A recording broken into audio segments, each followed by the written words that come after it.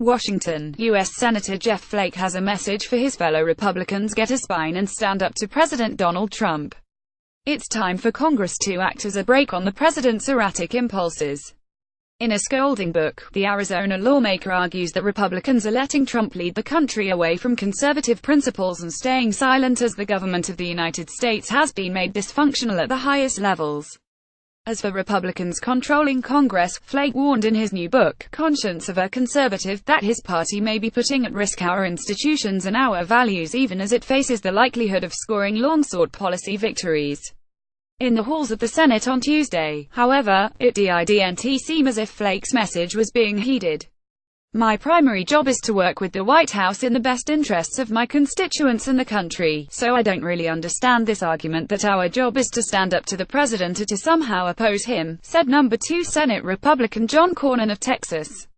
We've got challenges, obviously, in trying to get things done, and we've got to be able to work with the administration in order to do that, said Senator John Cornyn, RSD, when asked to respond to Flake's missive, most widely read as an excerpt published by Politico on Monday night. So I think it's fine that everybody has different opinions about where we are and where we need to go. He chose to express his, and some members may choose not to express theirs. Standing firm, Flake, narrowly elected to the Senate in 2012, has long been a critic of Trump, and it's been rumored that Trump is itching to back a primary challenge to him next year. Unlike some other Republican critics of Trump, whose voices became softer after his surprise victory, Flake has remained unsparing. To carry on in the spring of 2017 as if what was happening was anything approaching normalcy required a determined suspension of critical faculties and tremendous powers of denial, Flake wrote.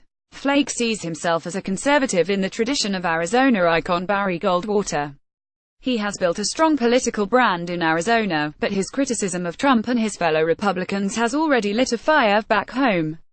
America, strong unapologetic under at Real Donald Trump, tweeted Flake's got primary opponent Kelly Ward. Globalists like Flake are the problem, fire Flake. Democrats praised Flake, a Mormon with a reputation as a straight shooter.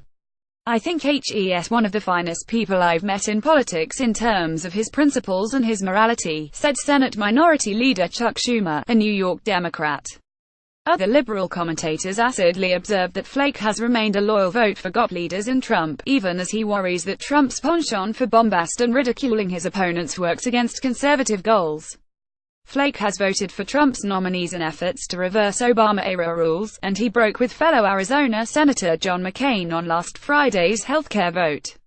On one foreign policy issue, Cuba, Flake has been at odds with Trump, steadfastly supporting rapprochement with Havana. Plea for cordiality: if we ascribe the worst motives to our opponents and demean them and call them clowns or losers, you just lose the ability to sit down and solve the big issues and actually enact conservative policy, Flake told MSNBC's Morning Joe. He added, you know, somehow conservatism has become being mean aloud, and you can't enact conservative policy if you act that way. Flake said he's particularly concerned that conservative tenets of free trade and limited government have been lost to a national leadership that is erratic, mean-spirited and self-serving. The senator said that since the election, conservatives have been in denial as the government at its highest levels has become dysfunctional. Flake says in his book that people who felt abandoned by the top parties were drawn to Trump, a candidate who entertained them and offered oversimplified answers to complex issues. If by 2017 the conservative bargain was to go along for the very bumpy ride because with congressional hegemony in the White House we had the numbers to achieve some long-held policy goals, even as we put at risk our institutions and our values, then it was a very real question whether any such policy victories would be Pyrrhic ones, Flake wrote.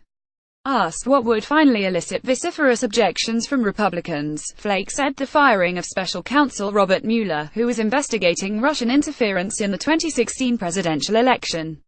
We can't stand for that, Flake said. I don't think Congress will.